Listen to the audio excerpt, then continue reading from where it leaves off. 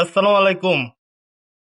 আমরা ভিডিওতে বলেছিলাম আমরা মশলা তৈরি সব প্রক্রিয়া আপনাদেরকে দেখাবো। দ্বিতীয় দিনের মতো মশলা আমরা রোদে শুকাবার জন্য দিয়েছি। আজকে রোদের তাপমাত্রাটা অনেক বেশি। আজকে আমরা মশলার পরিপূর্ণভাবে শুকিয়ে যাবে। এখন দেখেন আমাদের মশলাগুলো। প্রথমে আমি মরিচ দেখাই।